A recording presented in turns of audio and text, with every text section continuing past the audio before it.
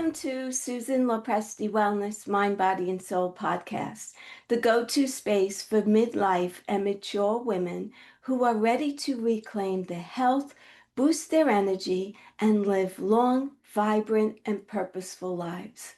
Each week, we dive deep into natural wellness, holistic healing, anti-aging strategies, and healthy lifestyle habits to help you feel your best physically, emotionally, and spiritually. Whether you're navigating menopause, working through chronic conditions, or simply wanting to age gracefully and intentionally, this show is your sanctuary for science-backed insights, powerful stories, and soul-nourishing inspiration. So if you're a woman, 40, 50, or older, looking to thrive in the next chapter of your life, you're in the right place. And today I have another very special guest, Dr. Nathalie Beauchamp, who is a biohacking expert, author, and speaker dedicated to helping high-achieving women in their 40s and beyond reclaim their energy, balance their hormones, and optimize their health naturally. With a background in chiropractic and certification from the Institute of Functional Medicine, Nathalie has spent nearly 3 decades empowering others through integrative wellness strategies that fit real life. Her 90-day Reboot and Optimize program helps professional women to cut through health confusion and take practical, science-backed steps towards lasting vitality. A former natural bodybuilder and a long-term wellness advocate, Nathalie shares her insights through keynotes, media appearances, and best-selling books like Hack Your Health Habits and SmartCuts, Biohack for Your Healthspan. And without further ado, Dr. Nathalie, thank you so much for being here with us today. I am so excited to begin this conversation with you. Happy to be here, Susan. Great. I have so many questions for you. The first thing that I wanted to ask you is, what inspired you to dedicate your career to biohacking and functional medicine? And if you could just give us a little bit of a definition about biohacking and functional medicine, that would be helpful as Yeah, well. for sure. Well, I think back in the days, it was definitely not called biohacking. So my journey started when I was actually probably 14. I became anorexic and I needed to find a way to heal myself and get myself healthy again. And back in the days, there was no Google or access to information. So I remember going to the library, plus I'm from a small town, so not a lot of resources. So I think that's really what got me intrigued for my own self. But then as I was digging deeper and discovering all about health, it seems like I haven't stopped learning since then. So, and then to answer your question about the definition of biohacking, I think it might have a bit of a negative connotation to hear the word hacking because we think of computer, but to me, hacking is just a shortcut or a better, efficient way to do something. So I know Dave Asprey is the father of biohacking, and his definitions probably I know is different than mine. But for me, as a woman, past my 50s, it's all about leveraging tools and basic techniques, with sleep. And, sometimes it's not just the fancy tools and devices that we can use for biohacking, but using many of them, stacking them, and trying to be as efficient as I can, because I love a lot of things, and thankfully I love exercising, but I don't want to spend 2 hours at the gym every day, because life happens and we want to do other things. So for me, biohacking is just to be smart about how we do things and follow our physiology to leverage how to do things more efficiently. And, to segue into the functional medicine aspect, obviously this did not exist a long time ago, but as I pursue my own learning, it really drove me towards a more functional medicine approach. And as a chiropractor from my formal training, it just made sense for me to dig deeper because we need to go to the cause of something, not just, put a band-aid on it, but find the source of the issues and what we can do about it. Right. So you mentioned that you're over 50, and I'm Hmm. noticing, and you said about exercise, I'm noticing the strength in your arms Yeah. is incredible. Oh, thank you. And you don't see that a lot in a woman that's over 50. And this is like off topic right now, but I'm sure that exercise Oh, is a huge big part component. of, Oh my yes. God. Exercise and strength training has been a huge component of my life. And funny enough, I competed in natural bodybuilding in my early 30s. And people may think, wow, geez, if you had a eating disorder, was that the smartest thing to do? And funny enough, doing that really changed my relationship with food in a better way, that I saw food as fuel, I saw food as something that my body needed to perform. And having back in the days, it was like five meals a day when you competed in natural bodybuilding and so forth. But it gave me the structure and it really changed my relationship with food. And, I just love exercise and I love particularly strength training. And it is such a overlooked aspect for women because we want to tone, we don't want to become big. Well, we won't. As women, we don't have the level of testosterone. But if there is one longevity hack that I want to give the ladies, is work on keeping, even improving your muscle mass. Our bone density decreases, our muscle mass decrease as early as in our 30s, men and women for that matter. But if you can keep proper muscle mass, it helps for metabolic rate. You're gonna not be, up and down with your blood sugar as much. It has so many huge benefits. So strength training, it would be, well, I mean, sleep, I think, is the best one in terms of, hacking and making sure, well, we've got the basic pillars of health, but strength training is another big, big component. What would you recommend for a woman who's in her 50s listening to this and never did strength training? Just give us a little bit of a recommendation where she should start as far as how many times a week, Mm, how many pounds should she start off with? Just give yeah. us a little bit of Yeah. that. I'm always a big fan of being coached to do the movement properly from the start. So if it's in your means and you have access to a personal trainer, you don't have to book like 50 sessions, but just get started with someone that will show you. Like I said, I'm a chiropractor by training, so for me it's all about form and the proper movement, not just for pain prevention, but just to make sure your body is moving properly. So get help by someone that can monitor your movement. And then 3 or 4 times a week, and it doesn't have to be a session of an hour. You can split your workout, upper body, lower body. You can split it in three potentially, but it's called resistance training for a reason. We need to resist. We need to resist the weight. So telling a woman how much weight to use is kind of hard because everybody is so different. Yeah. Start small, but build yourself up to lifting something that will give you that resistance. So you're challenging your muscle and your muscle will grow, or at least you're going to keep your muscle mass. Right. It's not only good for your body, but it's also good for brain health as well to Oh, be big moving time, up. big Yes. time, big time, Yes. big time. I just had to mention that because I'm looking at you saying, wow, you look fantastic. And you said that you're over 50. Yes, So, yes, yes.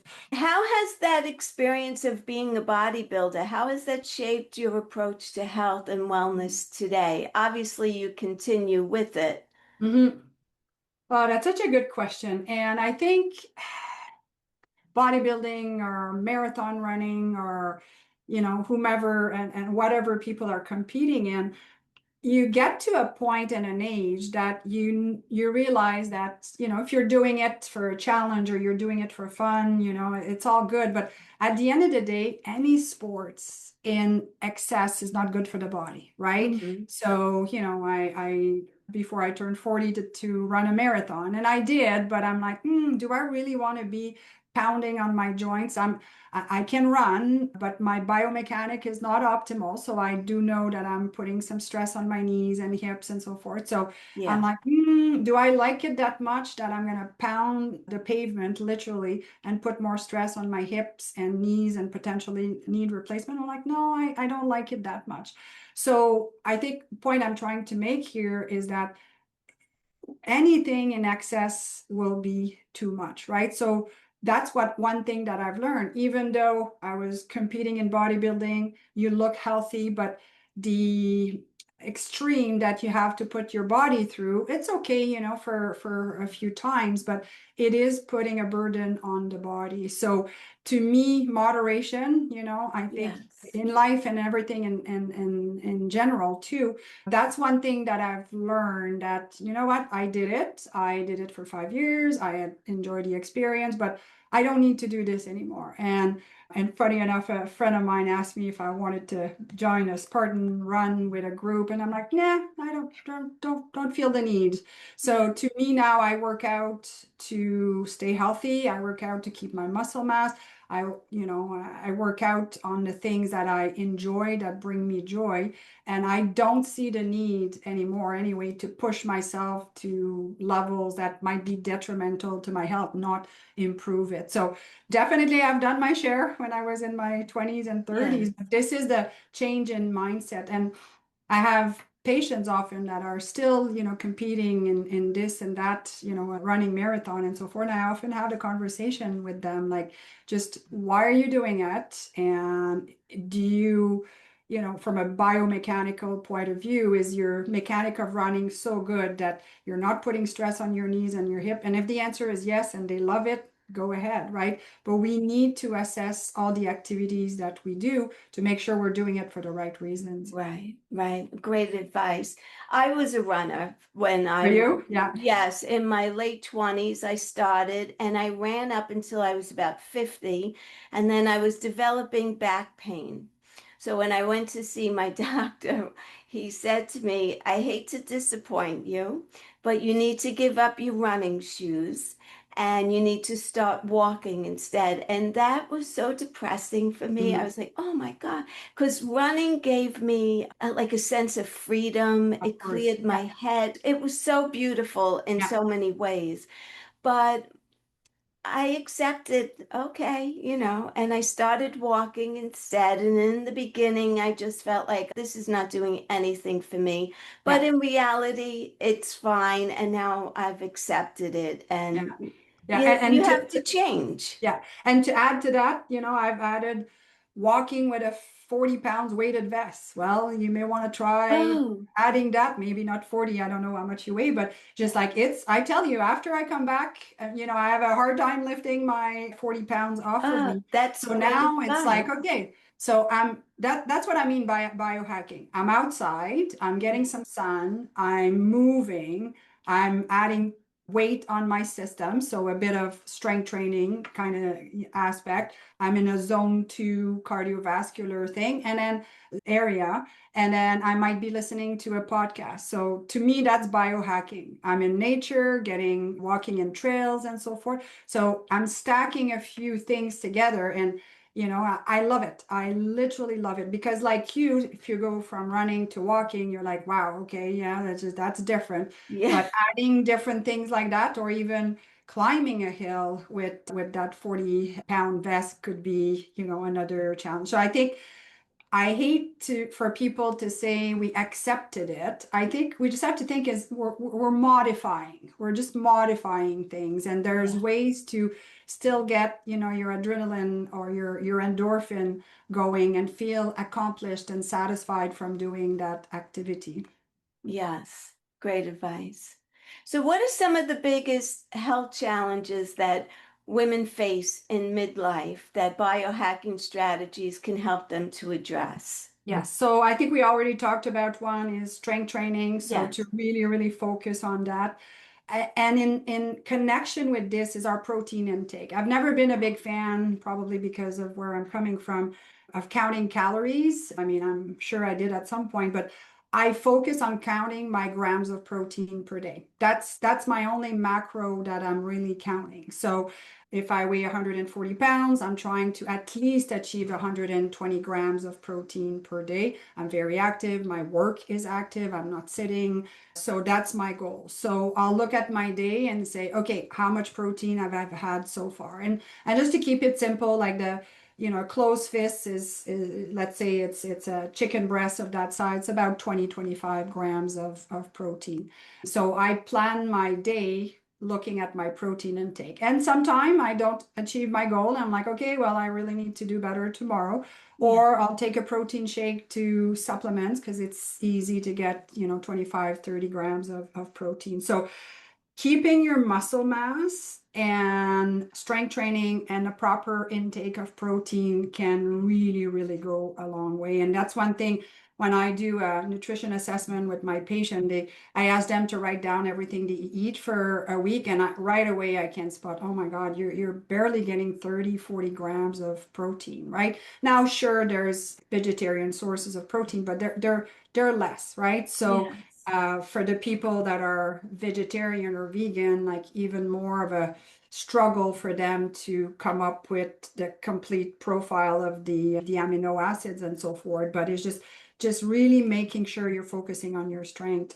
And when I say strength too, like it could be exercise like dead hang. So you grab a bar at the park, a monkey bar, and you just try to hold on for as long as you can.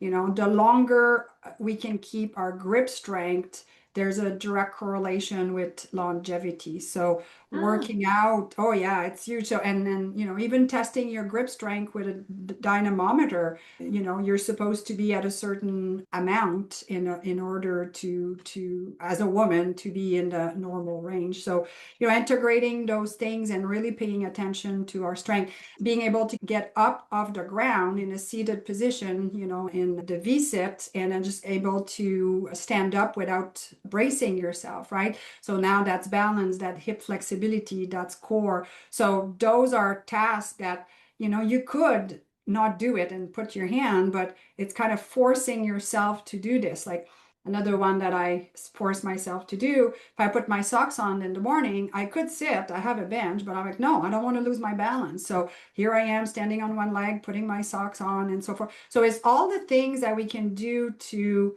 keep our proprioception, keep our balance, keep our strength, and be in cognition that as we lose the ability of doing this, we almost have to train for these things now. yes.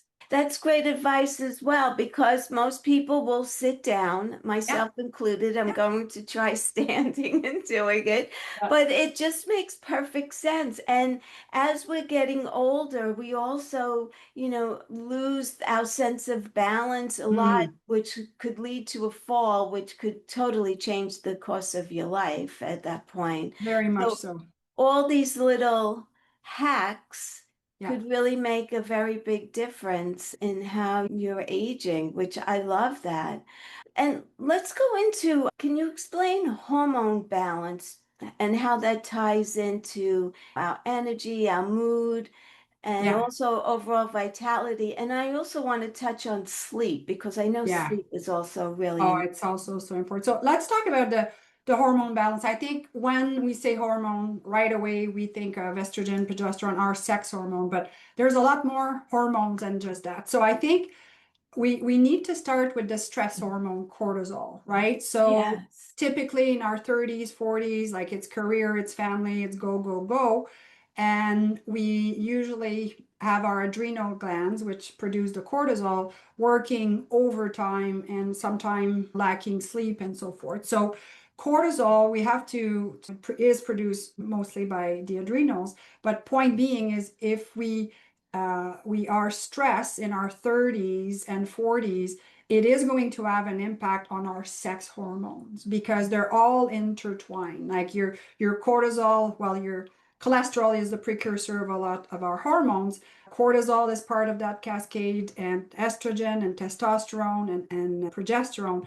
So there's something called the adrenal steal. It's stealing the building blocks for the other hormones. So that's one thing that I really see in the 30s and 40s. And then, making sure that you're nurturing your adrenals and that you're not burning the candle at both ends is going to go a long way with your sex hormone. And then there's the whole slew of, should I take bioidentical hormones or not? So this is so depending on the person, and I'm not an expert in hormones, but I think the women's health study of, I think it's 20, 30 years ago now, really scared the medical world about hormones. I remember, it must have been more than 20 years ago, because I remember my mom being on hormone, and all of a sudden her doctor cut her, and it was just the poor woman was miserable and hot flashing and all of that stuff. So point being is the research was not done very, very well. And now we're starting to revisit all of this. So I would just really invite women to consult a naturopath or a functional medicine practitioner if they feel like their hormones are not right, because oftentimes they go to the traditional testing system and say, oh, your hormones are fine. You're tired, you're not feeling good, you have no sex drive, but you're fine. No, you're not fine. And how can you optimize them? Because it's about our brain health down the road. Unfortunately, my mom passed away of Alzheimer, and I just felt so helpless. And I'm really trying to put all the chances on my side with my lifestyle to decrease brain inflammation. So, we sometimes have to look at how am I feeling right now, but depending on your own health history, if you have a history of breast cancer or not, if you have a history of cardiovascular issues or not, then someone can make the recommendation to say, you know what, low dosage of bioidentical hormone would go a long way in your case. But again, I'm not here to say do or don't. It's just that we really shied away because we really got scared. And there's a lot of value in adding that just to age better. My goodness. Like I still have sometimes patients on my table, and they're in their late 60 or even 70, and they're still having hot flashes. I'm like, this is not normal, Oh, right?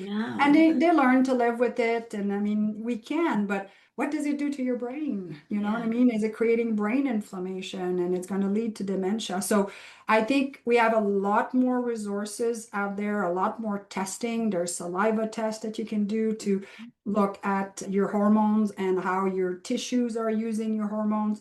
There's metabolite test that little strip that you can pee on that will give you the downstream effect of your hormones, like the metabolite. So we have a lot more tools for us women to just sit there being told, suck it up, buttercup, it's what you have to do, right? So that's just my advice on hormone in general, is find a practitioner near you that has a lot of experience with hormone, and have them work with you to say, who are you, and do a full assessment and see, if this would be valuable or not to improve your quality of life now, but also Yeah. your quality of life later.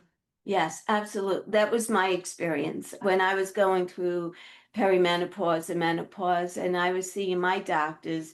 They were saying, oh, it's perfectly normal to feel that way. And I just didn't want to accept that as my Mm. reality. And how long am I going to be feeling Yeah, this way? Will it yeah. be a year, 2 years? So, anyway, I did see a functional medicine doctor. And I was on bioidentical hormones for a good number of years, probably 7 years or so.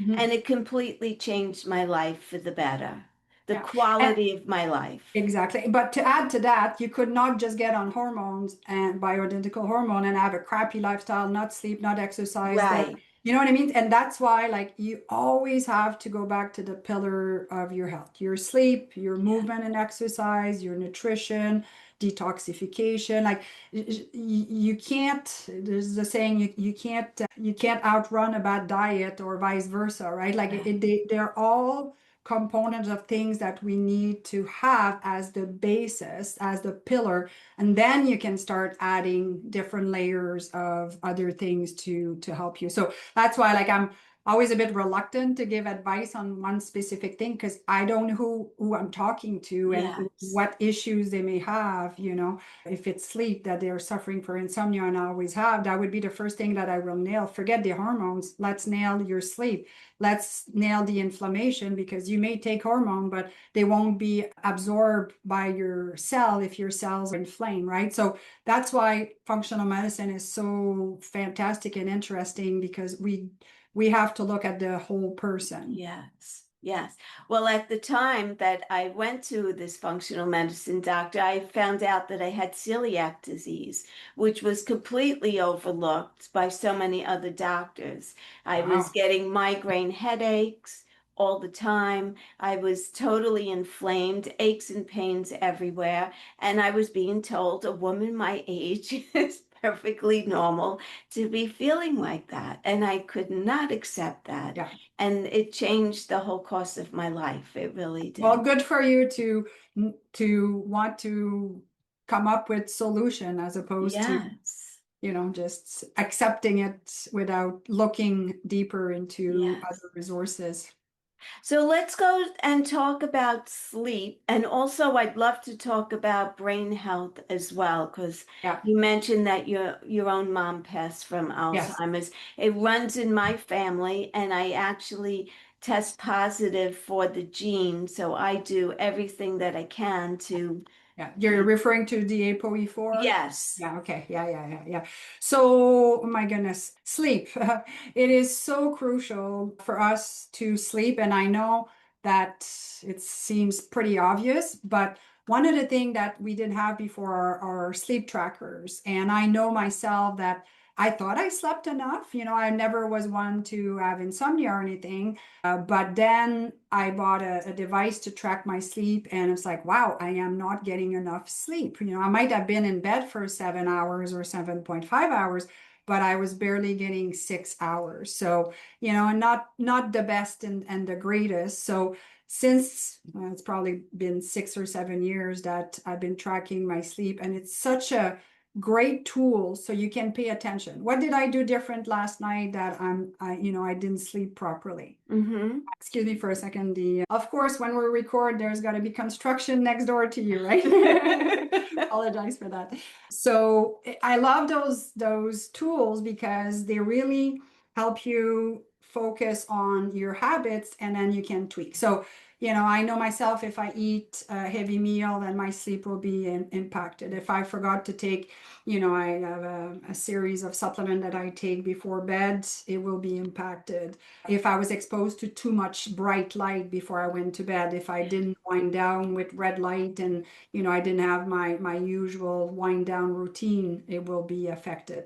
If I didn't go out, maybe in the morning to get some fresh, you know, sunlight in my eyes to start my day. So you can start, you know, tuning in more into your habits to say, okay, what is impacting my sleep? Obviously, stress is a huge one, right? Like if you've had a busy day, you might fall asleep okay, but 2 or 3 o'clock in the morning, cortisol is peaking and boom, here you go. Or your blood sugar is dipping at 2 or 3 and then you're waking up. So it's to make sure that I know myself, I need a good protein and a good fat, you know, close enough to bedtime, but not too close.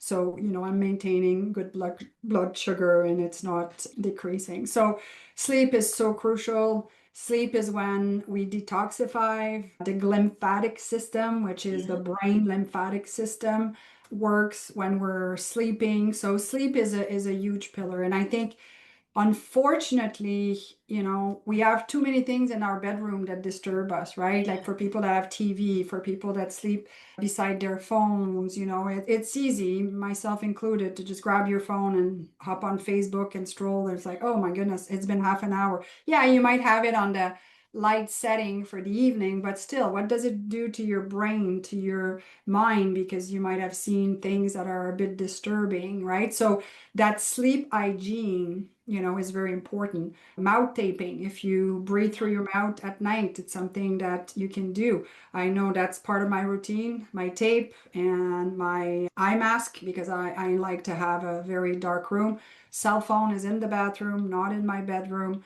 If I am going to read on my iPad because I need to, I have those big, huge red light, red shade glasses to try to minimize, what's getting into my eyes. So it's really honoring and making your nighttime routine like something serious. Some people like to take a warm bath before they Yeah. go to bed, just whatever makes you unwind, whatever makes your quality of sleep improve. And by tracking it, I think it's with the technology that we have, it's important. But on that note, with the watches, then during the day or even at night, you're getting Yeah.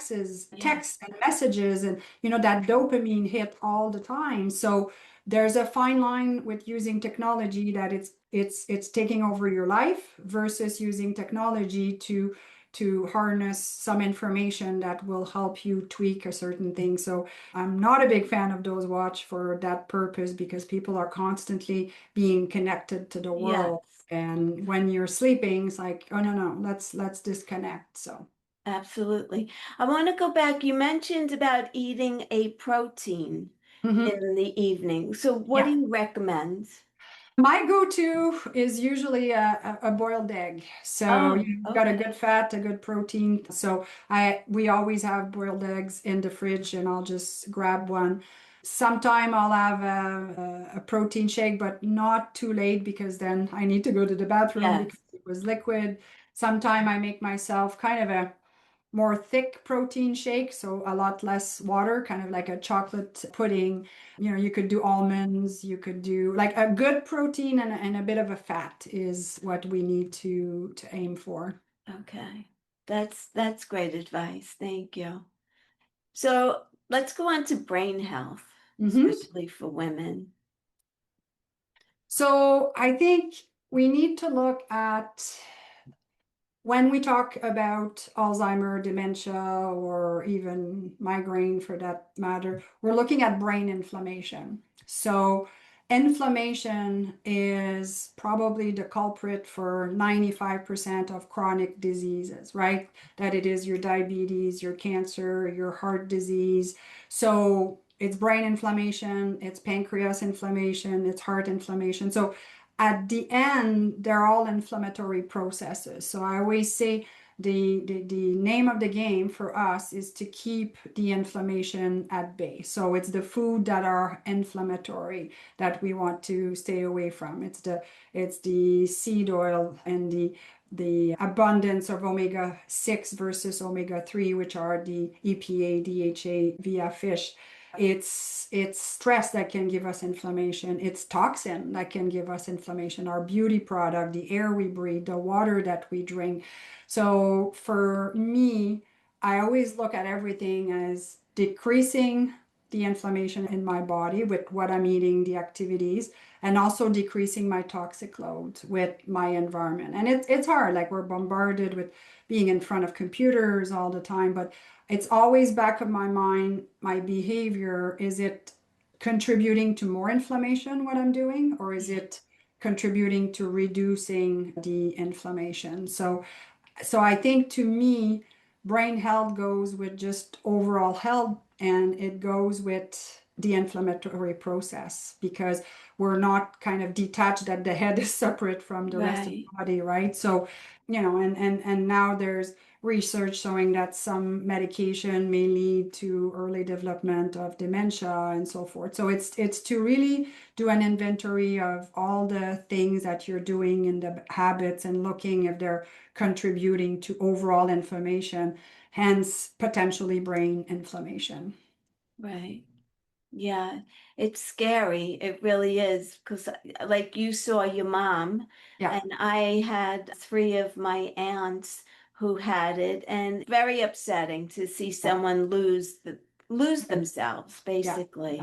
Oh yeah, it is very much so. So again, like, is it Was it because they cut all those poor women of their hormones at that time? Is it now that we have so much more toxins? There's just, mold exposure, Lyme disease, EMF, electromagnetic field can affect the blood-brain barrier and protecting the brain. So it is complex. It can be a bit scary, but at the end of the day, we can only do our best and just, do what we can to minimize that toxic load, get out there, move, go in the sun, Yes. socialize, do stuff that you like, just that mindset. You don't want to be in fear to move or do anything either because, oh my God, there's this, oh my God, there's that. Like you gotta that 80-20 rule, I think really applies well, that if 80% of the time you do the right thing, then the other 20 should not have as bad as an impact. And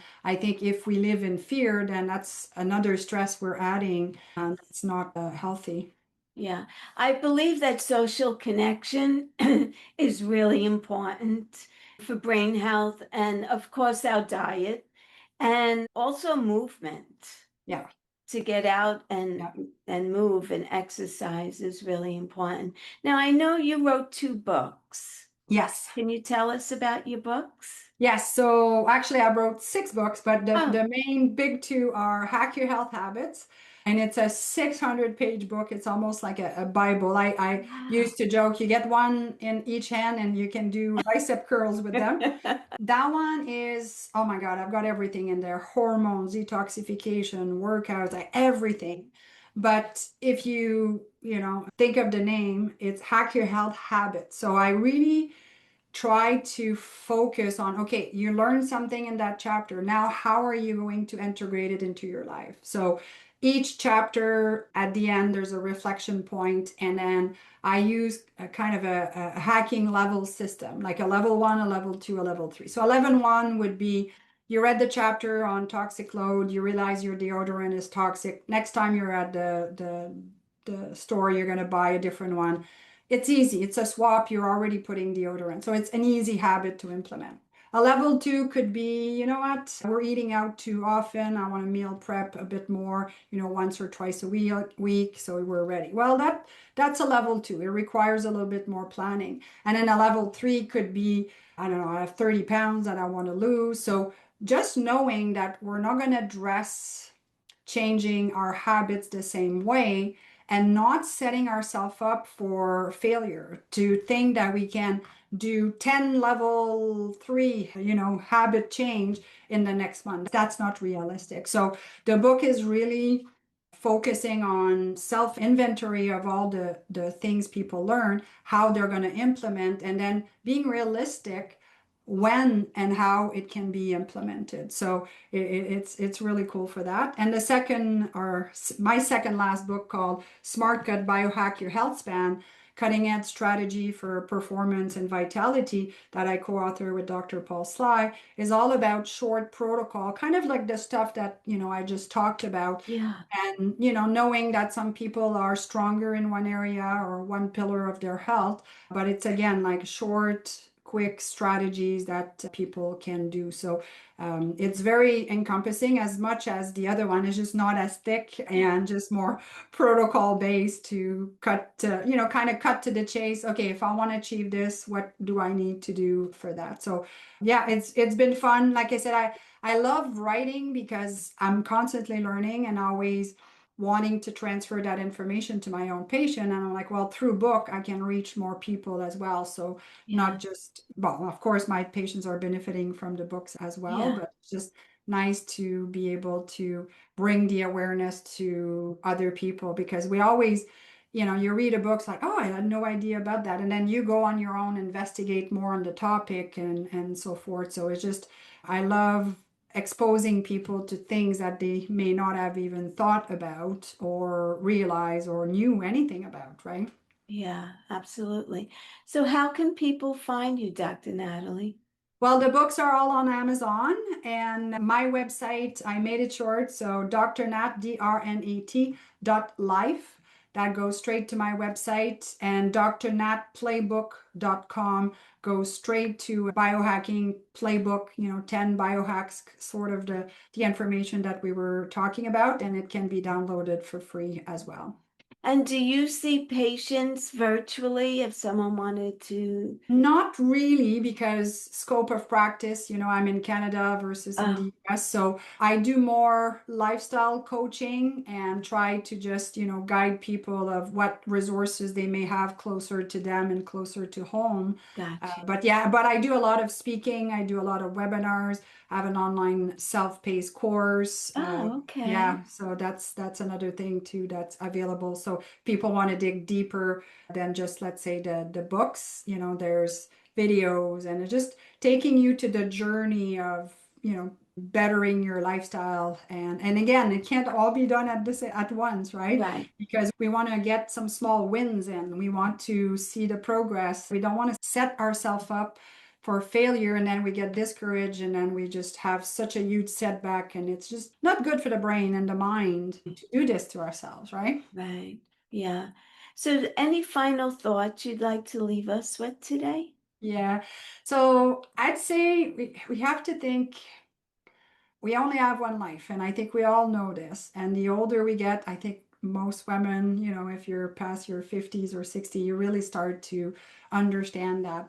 So with that in mind, let's not make it more complicated than it has to be, and let's make it fun. Like, I'm all about fun now. Like, not that I don't have to do sometimes stuff that I don't like doing, like the dishes or whatever, but it's just we need to surround ourselves with more stuff that we enjoy and less of the stuff that is straining us, that it is physically or mentally. So that's my compass almost every day when I plan my days. Like, okay, I need to have some joy in my day. I need to make sure that I stay balanced even with everything that I need to do. And like I said, it doesn't have to be that complicated. I think with social media now, it gives us so much the fear of missing out, that you're not Yeah. doing this and you're not doing this. Like, it doesn't have to be that complicated. And oftentimes, let's say in one of the books, we talk about our weekly non-negotiable, our daily non-negotiable, or monthly. When I say that to people, you mean I don't have to do everything perfect every day? Hell no, that's impossible, right? And Right. people just go, oh, okay. Right. So if you look at your things you want to do, but you look at it during the week, then you don't have to do everything right in one day, right? So when we say that to people and have them do an inventory of what they're already doing and what they want to do, like people, like I said, the people's shoulder just go, oh, I don't have to do everything perfect, because it's impossible. It's impossible to Yes. do it all, right? And us as women, we put so much pressure on ourselves. Yes, we It's, do. yeah. Yes, we And we do. need to let that go. Yeah, yeah, yeah. But I think it's the beauty of getting older, that wisdom really kicks in, and it's just like, yeah, we do, but we can choose to not do it as much and learn to say no. Like, exactly as I was saying, the things that don't bring us joy or satisfaction, it just sometimes we do things just because we used to do them and not really think Yeah. about the enjoyment part of it or the necessity of it, right? Yes, absolutely. This was a great, great topic, a great talk. I love that you came on. I love your energy. It's been fabulous. I learned so much from you today. And I wish you the best of luck in all that you do. Well, same to you. Thank you for having me on, and best of health to you. Same to you. Thank you. It was my pleasure. Thank you all for listening today. I appreciate each and every one of you. If this resonated with you at all, please leave me a comment. Let me know what you thought.